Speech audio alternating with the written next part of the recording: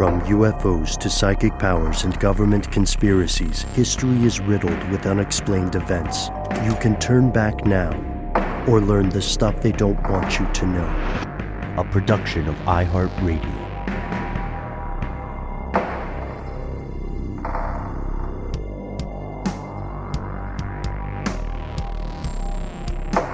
Hello, welcome back to the show. My name is Matt. My name is Noel. They call me Ben. We are joined, as always, with our super producer, Paul Mission Control Deckant. Most importantly, you are here, and that makes this the stuff they don't want you to know. It is the top of the week as we record this Monday, March 7th. It's going to be coming to you on Monday, March 14th. We're not sure what will happen in the interim. Write in and let us know. Do you think we are at the time period that later historians will call the beginning of World War III? Or do you think we are still, as a society, in a continuous cycle of news that never stops and never sleeps? Or why not both? To quote the old internet meme, today's news is going to take us to an aspect of the Russian war in Ukraine that hasn't been reported as much and has a lot of conspiratorial threads to unravel. We are also going to encounter a grisly story in Denver toward the end of the show. Just so you know, it is grisly, but it is also fascinating. And if you, like us, are sometimes saying, hey, I want to hear about something a little different. You know, like, I understand COVID is important. I understand that geopolitical tensions are on a massive rise, but I want to know what else is going on in the world. And I'd like to maybe hear some spooky stuff. Then maybe that's where we start today. We've got a spooky tale for you. And full disclosure, Matt, Noel, and I, we share just very high-level notes with each other, so mainly so that we don't accidentally do the same stories. Yep.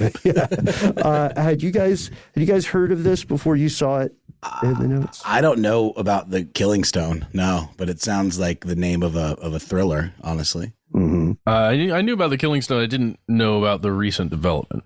Oh, you knew about it before this, huh, Matt? Mm-hmm. Nice. How are you familiar with it? Just mythology stuff that basically you've gotten me into over the years, Ben. So congratulations. Well done, sir. Oh boy. Well, let's see if it's still a congratulations moment. So, then thank you, Matt. But here's the story. So in Japan, for a long time, there has been something called and we're not Japanese speakers, so please bear with our pronunciation, the Sessho Seki Stone. This, colloquially known as the Killing Stone, has a rich and strange mythology. According to the long-standing regional folklore in this area, in the volcanic mountains of Nasu, which is in Tochigi Prefecture in Japan, it's a place famous for sulfurous hot springs. Big deal in Japan. People love hot springs. But like, you don't want to hang out in a sulfurous hot spring, though, do you? Or do you? It kind of depends on the amount of sulfur, I think. Okay, fair.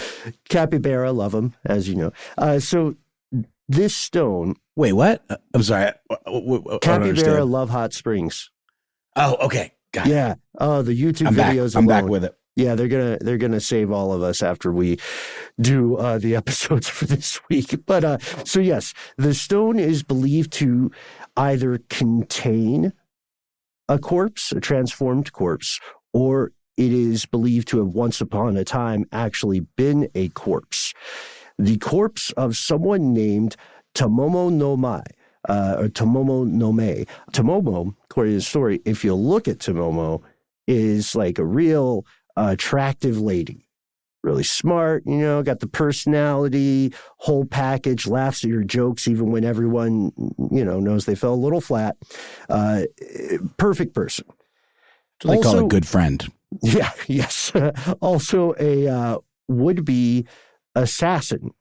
The story goes that Tomomo no Me, back in the 1100s, attempted to kill the emperor of the time, Emperor Toba, who ruled from 1107 to 1123. And this was a plot hatched by a feudal warlord, as Cate Blanchett says in Lord of the Rings, men, above all else, desire power. So it didn't work out. She got caught, and then she died, and apparently either was entombed within this stone or became this stone, depending on the stories you read. But she wasn't what she seemed to be. The legend was that the idea of being this beautiful woman was merely a cover story, and she was, in fact, an evil nine-tailed fox. Her spirit locked away in a hunk of lava.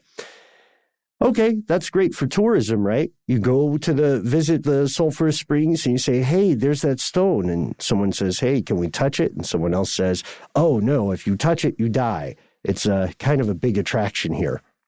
Sort of like a reverse Blarney Stone kind of situation. Similar, yeah. And I'm not too much of a germaphobe, I think, to touch Blarney Stones. So I like the idea of one of the attractions being a thing that you're not supposed to touch. And I looked through and I couldn't find, just to be clear, to step out of folklore here, I couldn't find an example, at least a recent documented example of someone touching the stone and immediately dying. It's meant to be instant death. It's not like, a month passes and you wear a hat and it looks bad on you and then you die. Right. And I like that you had a very specific part of horror there. So credit where credit is due. That is a Mighty Boosh reference. That is a Noel Fielding joke. So I'm not trying to steal that one, but yeah, nothing worse than wearing a hat that's not flattering. And I did appreciate it. All right. So what you would see if you were familiar with this stone is pretty disturbing. As of March of 2022, guy came out on social media and noted that the stone had broken in half. This stone was this is the kind of thing that catches on fire in the world of social media. I believe it was at Lily0727K in Japan, who originally posted the discovery of the stone having cracked in half, and this went viral. It took off. It's strange because, first, again, there's not proof that anybody has, in fact, died as a result of touching this thing. And again, to your point, it's immediate death. I guess you could argue on a technicality, yes, anyone who touches this stone dies because everyone at some point dies. But then that's like everything you touch is the killing thing. Oh my gosh, let me have some of my killing coffee. That's it for me, right? Killingly delicious. Yeah. Mm-hmm. I mean, something's going to kill you, whether it's just time or, some sort of accursed or object. Maybe for now. So I went over to Snopes because the first thing that you need to do when you read about viral stories on social media is figure out if it's true, what part of it is true, et cetera, et cetera. And Snopes actually verified, yes, this story is true. There has been long-standing folklore and mythology about this stone. It has split in twain, and it's definitely, there are definitely people who are speculating in the area with some degree of satire in some cases and with some degree of genuine superstition in other cases, that this could be an omen of some sort. This could be a sign that Tamamo may be on the hunt, freed from her supernatural prison. So I want to do two things really quickly, one on the skeptic side, and then one maybe a little bit to inspire a bit of hope for people who possess those supernatural concerns. Possess not being the best word to use in this conversation.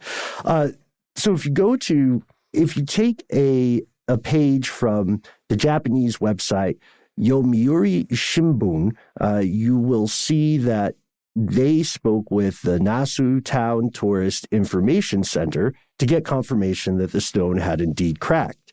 And the officials, to their credit, provided a pretty accurate, pretty objective description of what happened. They said, yes, the stone split in half, but there had been a crack in this stone for quite a while. And this is, it's a mountainous area. It has rain. It has freezing temperatures. And when rain, like as soft and cool as rain can feel, rain is also capable of eroding things over time, right? There are no stones that can stand a river forever.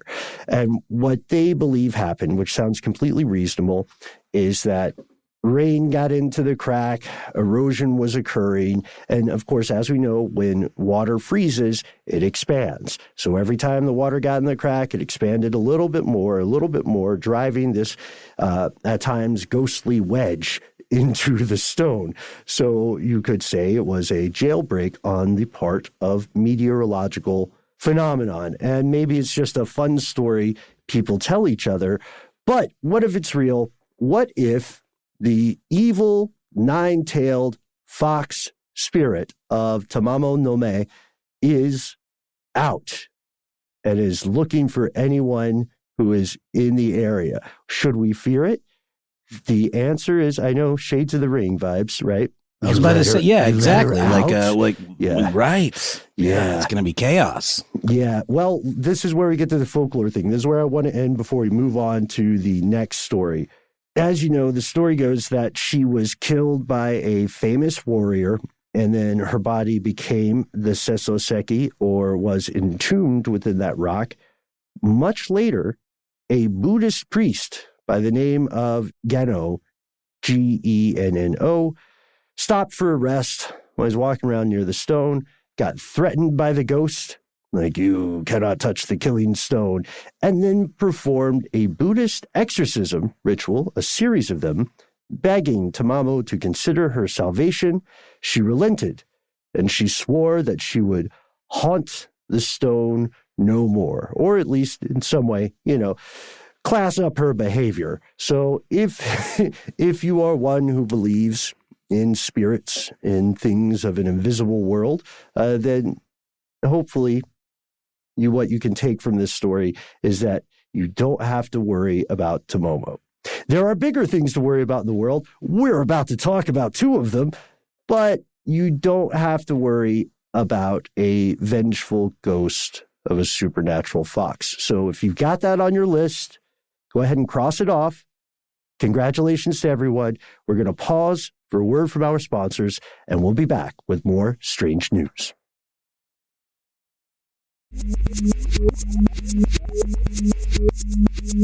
And we're back with more strange news. I think we're all painfully aware the news cycle has been pretty well dominated by the conflict in Ukraine. Russian forces breached the border of that country and have now, I believe, successfully held at least one or two cities, quite a few casualties. A lot of information on social media. I saw a quite tragic, I think it was a TikTok video where it was a woman saying my life before the Russian invasion. And it was just the kind of thing you see people sharing on TikTok, like, dance parties and karaoke and lunch with friends and sunshine and happiness. And then post Russian invasion, and it was, bombed out shells of apartment buildings and, troops marching in the square and things like that. So, I mean, this is a very real situation for the world, but most importantly, people that live in Ukraine. You've made the point, Ben, quite a few times that a lot of people before this news event, I'm not trying to diminish it by just describing it as a news event, but I mean, in terms of the way Western audiences have been exposed to it, it is kind of that.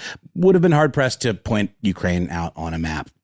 Now, there's a lot of cringy celebrity videos supporting Ukraine. There's a lot of potential for, making it sort of a fashion statement to be pro-Ukraine and anti-Putin and all of that. But we're also starting to see some interesting things emerging, iconography specifically. So it looks like, as of maybe last week, there is a symbol that has emerged as a kind of dog whistle way of expressing support for the Russian invasion of Ukraine, and it is the letter Z. I was just made aware of this morning. Like you said, Ben, it hasn't really been covered a ton. And I think the reason for that is no one's quite sure where it comes from. I mean, the thing that initially hit me was, the president of Ukraine has been kind of lionized in the Western media, particularly in social media, as this real hero because he stayed behind. He could have fled. He could have, been airlifted to safety by allies, but he chose to stay. And he's been being very vocal about that and being on the front lines with his, cabinet and the like. And so I thought maybe the Z was kind of like almost an ironic, way of mocking President Zelensky. Being that his last name starts with a Z, because Russia uses the Cyrillic alphabet, and there is no Z in the Cyrillic alphabet. So that's interesting. And we're seeing this manifest itself. The thing that really brought it into the forefront of the news was that a Russian gymnast really made some waves when he was competing in an international gymnastics competition. His name is Ivan Kuliak, and he's actually facing disciplinary actions from the governing body, the International Gymnastics Federation, or FIG. Because of what he did. He won the bronze medal, and has medal ceremonies. You got to stand on these tiered platforms, and the guy standing next to him, who I believe won the gold, was a Ukrainian gymnast. And this dude is very young. This is Ivan Kuliak, and you could see a very small letter Z.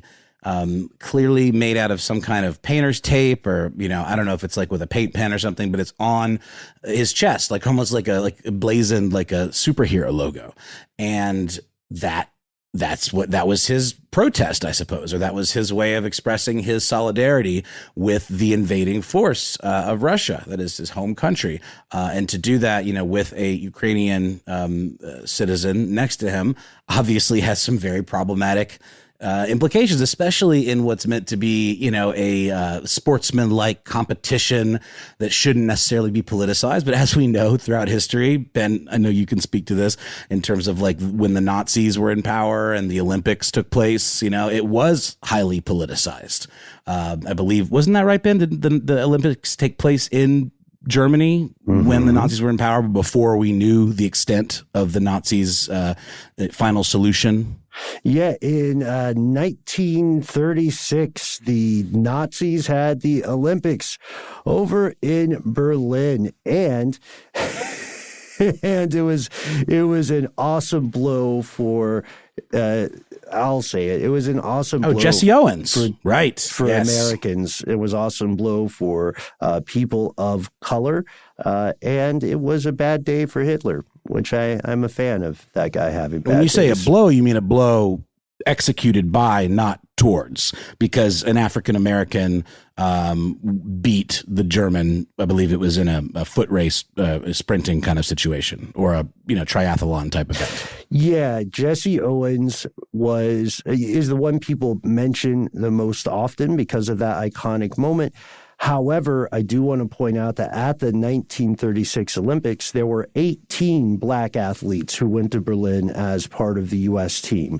And this was, of course, during time of widespread codified racism against black people in the U.S., and they still made the decision to represent that country. I think what we're saying here is there is a lot of soft political power in the world of international sports, from the World Cup to the Olympics and what have you. Probably even curling at some point. There's probably been a diplomatic fracas over curling, but shout out to Max Williams, the curling expert in our bunch, producer of Ridiculous History. And it goes beyond the gymnast, though. That's how I learned about this, but it also goes to one of my favorite former Russian spies. Rocking a Z. You saw that, right? No, give it to me. There's a lot of examples of this, and I have a few more, but please. Yeah. Matt, you remember this person, Maria Butina, who was caught spying and doing some honeypot operations, frankly, for the Russian forces, is also repping the Z which, as you said, Noel, does not exist in Cyrillic. And I'm tempted to connect this with the earlier, quite successful Russian psyop of QAnon, right? They said, hey, we did a letter last time and that worked. What are some other letters? Ben, I appreciate you like just hardlining that perspective. I think maybe there are many that still don't believe that Russia was directly responsible for QAnon. And I think maybe the official line in the United States has not necessarily fully confirmed that yet. But I think you're absolutely right that is almost certainly the case. Well, I blame Cambridge Analytica. Yeah, they definitely fanned the flames. But, just like a child, it takes a village to really do propaganda. Well, speaking of children and propaganda, I think the most egregious example that I've seen, there have been a lot of highly produced videos coming out of Russian national television of, troops, for example, standing in arrays, where their bodies are forming a giant letter Z from like aerial photography. There was a particularly nasty image that came out of a collection of armbands from fallen Ukrainian soldiers in the shape of a Z. But speaking of, again, children and propaganda, I think the saddest and most divisive example of this is there's a article from the Telegraph in the UK. This is the headline, speaks for itself. Russia's terminally ill children line up in letter Z symbol to show Kremlin support. Children don't necessarily have fully formed and informed political opinions. This is something that the administrators of this, it's a hospice. These are terminally ill children with cancer, who are going to die.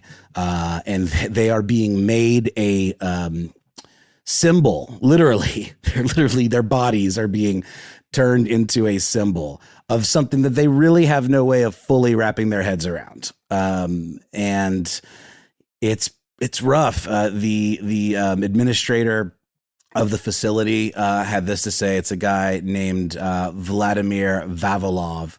He's the chairman of a cancer charity that runs this hospice in Kazan, which is in central Tatarstan region. And he had this to say: our patients, an entire team, took part in it, about 60 people in total. People lined up in the form of the letter Z. In our left hand, we held leaflets with the flags of the LPR, DPR, Russia, and Tatarstan, and we clenched our right hand into a fist. Well, look. I'm not saying that's good.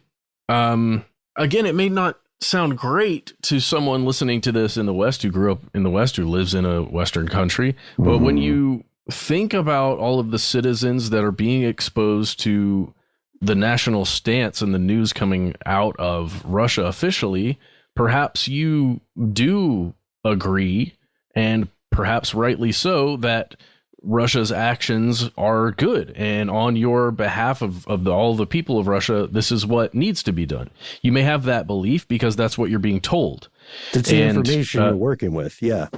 Yes. 100%. And 100%. I'm not trying to be middle of the road completely here, moderate to our own fault, but you just have to imagine individual citizens like that. I don't think you can hold them necessarily accountable. Even that younger kid who was the gymnast, he's thrown a Z on his chest. We don't know exactly why. I don't know why, but he probably is trying to perhaps stand for whatever the official line is of his country.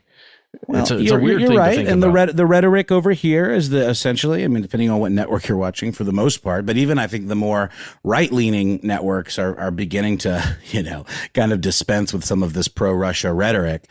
The whole evil empire idea is definitely kind of starting to make an appearance, at least in terms of the tone of the reporting. You have President Biden saying things that are staunchly anti-Putin in terms of like what he is doing is evil.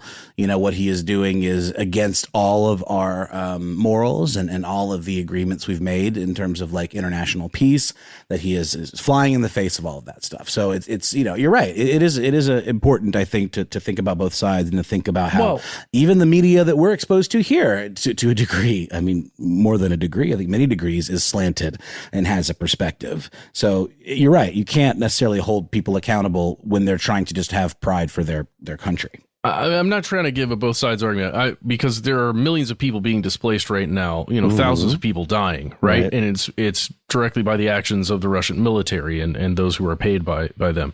You don't have to take a moral stance on that. That's just wrong. It's just, it depends on it depends on if you agree with their justification for it, though, or not. Not like civilians makes it a war crime is the issue. But we kill civilians all the time. When I say I mean the United States kill civilians in collateral damage when we do drone attacks. And I would argue that's a war crime. I'm not. I'm not an American exceptionalist in any regard. In that sense. I would agree with you. Well, all I'm saying is that there are complicated caveats in any nationalistic or patriotic stance. But I think you can support your country while still speaking out against those very, very nasty and preventable civilian casualties. Yeah, agreed. And that's the way it is. The people are not the government, no matter what the people in power could try to convince their population of. And I think we're making fantastic points. I did want to say, I know we got to move on, and maybe this is a full episode, but I did want to say, I don't know if you guys caught it. The Russian Ministry of Defense made a statement about this. He sure did. Very on pointed. Instagram. Okay, well. They explained that Z meant, I believe, what translates to "for the victory." Exactly. There's chants of Russian troops and Russian citizens waving their flags, chanting "for Russia, for the president, for Russia, for Putin." I saw a video, and then I'll wrap this up, where there was some conjecture that the Z also was a way of preventing friendly fire, because if I'm not mistaken, the models of the Russian and Ukrainian tanks are either identical or very similar. Yep. So if you have the Russian tanks marked with a big white Z, then it's easier to differentiate between the two. But you have people, in Russia putting these on their cars, wearing them on their clothes. There's state sanctioned, merch essentially being distributed with these Z's on them. And it is becoming kind of a thing. But the actual etymology of the Z, there's a word, Ben, I think the translation of which you just described, that phonetically would begin with a Z. And I'm sorry, I'm spacing on what the word is. Zalpobedel. Right. Just like 50 Let Pobedy, the name of that awesome Russian icebreaker I want to take a trip on one day, actually means 50 years of victory, not Pobedy, which sounds just weird in English. But then opponents, of course, are drawing similarities to the Z and like the swastika, and the irony there is that the big impetus, according to Putin, for invading Russia is to denazify their country. We did a 2-part episode recently on this conflict and what we know now, and including a thing about the SWIFT, the banking system, and all of that. But just to reiterate, there are pro-white supremacist, Nazi-leaning factions within the Ukrainian military, but there are within the U.S. military too, and within factions of folks that would consider themselves Americans and patriots. So it's hard to take it at face value that this is some sort of insidious threat that has to be dismantled instantly, or else it's going to cause some sort of seepage of this type of ideology into that part of the country. It just feels very disingenuous, especially given, like we talked about in the episode, that President Zelensky is himself Jewish and he has family that died in concentration camps and also family that fought against the Nazis. So it feels a little weird. And there are certain, folks that are tweeting out graphics using the Z. If you take 2 Zs and superimpose them across each other, it looks like a swastika. So not saying that's the intent, but it does have eerie, especially when a new, symbol like this just kind of comes up, and then you have sort of like analogs from history. It's hard to ignore that. Not saying there's an alignment of ideology there at all, but it still is eerie. I think you're right, Ben. I think, again, we don't know exactly what this is from. We have some ideas, but this is an ongoing thing, and we're going to keep an eye on it. In the meantime, we're going to take a break, and then we'll be back with one more piece of strange news.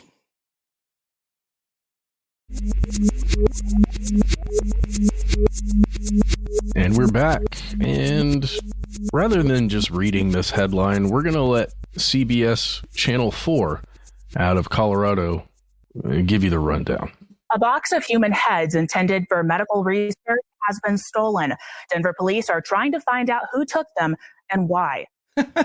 All right. What's in the box? True story. What's in the box? Oh, it's human heads. Yeah. It's not True just story. Gwyneth Paltrow's head. It's many human heads. Spoilers. No, I didn't. It's a spoiler for exactly. Iron Man. That's what it is. It was the Mandarin's head in the box the whole time. Yeah. Got you. Matt, this is a story I think we saw pretty recently. And like I was saying at the top of today's show, so much stuff is fading from the news. Things that would be would garner more national or even international attention if we weren't living in such troubled times. But what are the details in this? I don't want to make it awkward, but you were not involved, right? Not this time. No. Okay. Well, here, really, that's all you need to know. That's the story. This is the segment. We can go ahead and end the show right now. Everybody needs to be aware that a box of human heads was stolen in the Central Park area of Denver. Keep an eye out. Recovered. If you see it, if you run into it, call the authorities. Yes, the authorities have asked for you to give them a call if you do, in fact, see the box of human heads.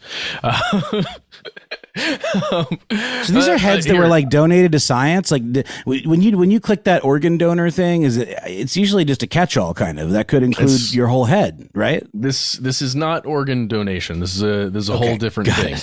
This is donating your entire body to science, and we're going to talk about that in just a second. Well, I'll give you the details here from the Denver Post. You can find this by searching box of human. Really, just search box of heads, and you'll find it. It's all over the place right now. But this one is not titled, the movie 8 Heads in a Duffel Bag. It's the one that comes up after It's that. not the comic Basket Full of Heads by Joe Hill, which is a great read. It's something else. And Matt, I think the honor goes to you to describe a little more about the legal standing of these heads. If that's okay, yeah. Oh, God, you must. Okay, cool.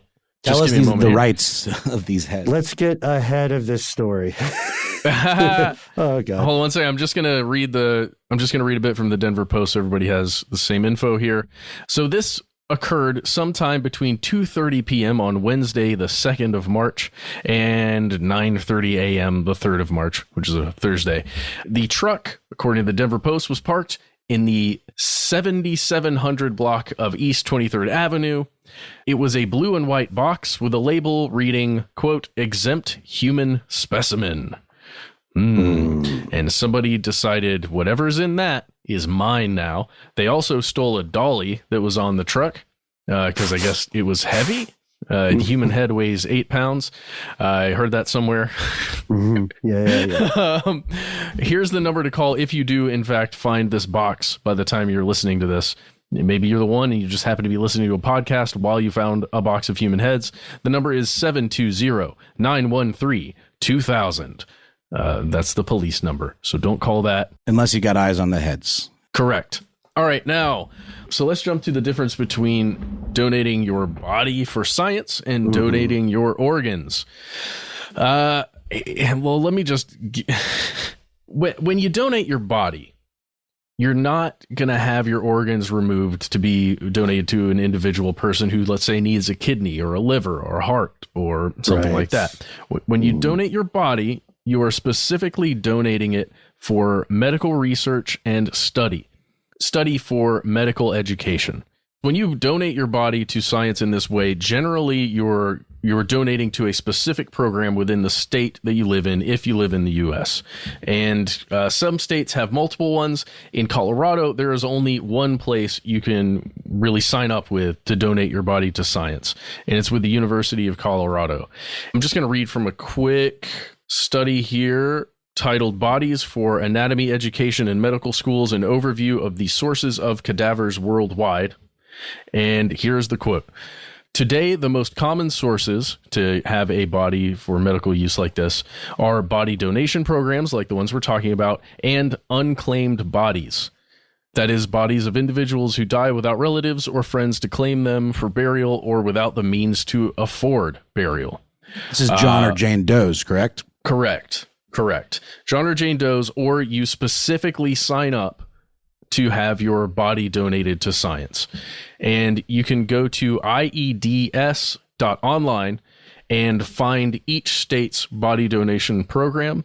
In Colorado, it is the Colorado State Anatomical Board, which is in Aurora, Colorado. And if you go to their website, you can learn all about it, and you can sign up yourself if you wish to donate your body in this way. So what does the exempt part mean on the label? Exempt human remains? Yeah. Well, let's talk about it. What does it mean? Yeah. Just to throw this in to clarify, if you go to the post office, and I love learning unexpected things from strange, seemingly innocuous sources. If you go to the post office, you'll see that exempt human remains or exempt human specimen is something that falls under their policy regarding packaging instruction 6H. Exempt human or animal specimens. It means roughly, I'm just quoting, so don't consider this research on my part. I'm quoting a website here. It means a human or animal sample, including but not limited to secreta, excreta, blood and its components, tissue and tissue fluids and body parts, transported for routine testing, not related to the diagnosis of an infectious disease. Because those couldn't necessarily go through the mail, right? Like Right. anything that was some sort of biohazardous could not be shipped through these same means. Well, they would be exempt to, you could ship some of those things, though, conceivably. And you kind of have to when you're tackling large-scale infections or outbreaks. It's just that stuff has to be shipped with policies that apply to hazmat, hazardous materials. I see. They got to be packaged differently. But this is just saying there's a very low probability that the sample is infectious. So for those people, So maybe who just still, some packing peanuts, like some bubble wrap, not necessarily some sort of ironclad containment system in these. I'm joking, but So for those people who stole a box of heads, whether or not you knew that box indeed did contain heads, a little bit of silver lining for you. You're probably not going to get infected with some sort of plague. But still, you did something really messed up. And for those who believe in karma, it comes back around, man. If you Matt, do believe we in understand the intent behind this theft? Was it maybe like they didn't know what it was? They just thought it could have been something of value? Like, what do you do with these? Where do you fence stolen heads? We have no information with regards to intent or who the person was. We know nothing about that right now. But we do know a little bit more about the donation process. I just want to go through that with you guys a little bit. The reason why it's called that, exempt remains, and specifically that box with heads, is because when you donate your body, you have to meet certain criteria. And you can't have a lot of those things. The infectious things you're talking about there, Ben, like things that would be, if you open the box and, there's a specimen in there that is HIV positive and there is blood involved or something like that. You can't have hepatitis B or C, COVID-19. Can't have COVID-19 if you are, at least at the time of death, when you're donating your body, HIV, AIDS, extremely high or low body mass index, all kinds of other things where you will not be able to donate your body to science in this way. Maybe this is obvious to most people. I have a question. Like, when you die and you are infected with this, your blood remains infectious. Obviously, it's not like it all of a sudden just magically becomes inert. I'm not a scientist or doctor. I don't know the answer to that. Think of it in terms of time windows. Right. So you can find traces of an infection from, let's say, an ancient body, right, that had the plague in, there's like markers, 900 AD or something. And a lot of context clues from, if you participate in the art of grave robbing, which is now called archaeology. Kidding. Archaeologists, valuable science. I do think, you do have to be careful around this sort of stuff. Also, this inspires me to suggest that we do an episode on something related, which are body brokers in the U.S. The laws about who can and can't sell the dead and how they do it, they're shockingly open-minded. Let's put it that way. Interesting. But yeah, so sorry, as you were saying, Matt, the issue there is the infection, and people wouldn't know. Like most times, if you're taking a body part or a cadaver, unless you're an expert, you're not going to be able to immediately know whether they have some sort of contagion, right? Whether that could get to you. And even if you are an expert, you know you have to do several methodologically sound tests to figure that out. And until you do, better safe than sorry. It's best to err on the side of caution. Agreed. Well, that's why body donation programs are all about the other side, the early stuff, signing up, registering yourself, and letting your loved ones know. If you head over to sciencecare.com, you can learn all about it. I'm just going to give you a couple quotes from here. If you've decided body donation to science is an option for you, we encourage you to join the Science Care online donor registry to express your intent to donate and let your loved ones know about your wishes. Here's the part that freaked me out, guys. There's a section below that talks about if you or your loved one has been diagnosed as terminally ill or is in hospice care, you can call us to fill out the pre-enrollment form and begin the screening. And so, like, you can sign a loved one up if you've got, if you've got the proper, I suppose, power of attorney, or I don't know exactly how it works in this situation, but you can sign your loved one up to donate their entire body to science. It's sort of like what they call a pre-need in funereal circles, where you fill out, all of the things that you want for your funeral in advance of actually expiring. Mm-hmm. Yeah. And there is an extensive screening process that occurs after the wish to have a body donated occurs, right? So someone wants to do it, they register, and then there's a whole bunch of stuff that has to happen. And remember, all of these bodies will be used by students during a semester of medical school. That's what this is for, generally, with one of these official programs. Also, I know I keep interrupting here, but also these bodies sometimes get blown up in military testing. Just be aware. Depending on what it's donated to. At least in my knowledge. You said in Colorado there's limited options, but in other states there might be ones with more of a military flavor, or like more of like a specific discipline of science. Yeah, I haven't looked through all of them. Like, just for instance, Georgia, you can donate to Mercer, the Medical College of Georgia campus of the Philadelphia College of Osteopathic Medicine, and Emory.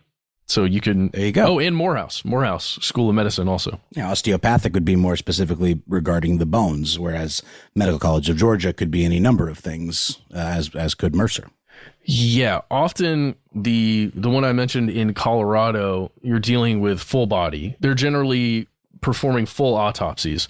I see. And that's one of the reasons that you can't then, like, if you donate your body to medical school, you can't, or for science in this way, you can't also donate your kidney because it's required for the students to learn, like, where is the kidney, how it connects to all the other body parts.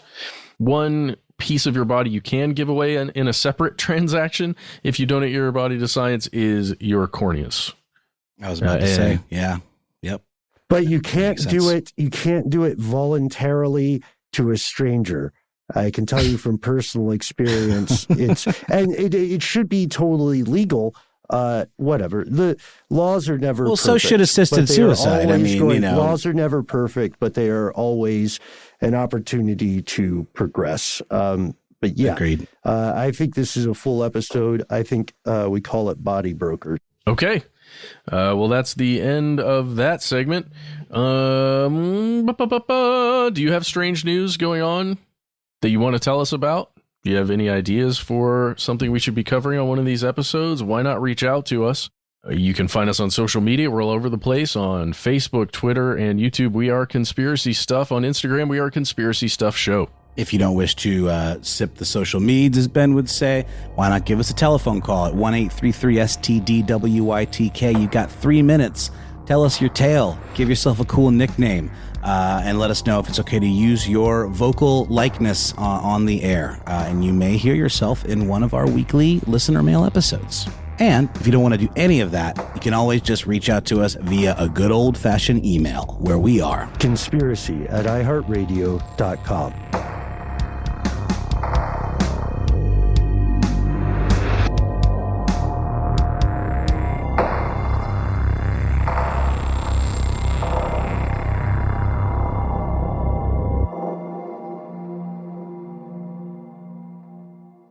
Stuff They Don't Want You to Know is a production of iHeartRadio. For more podcasts from iHeartRadio, visit the iHeartRadio app, Apple Podcasts, or wherever you listen to your favorite shows.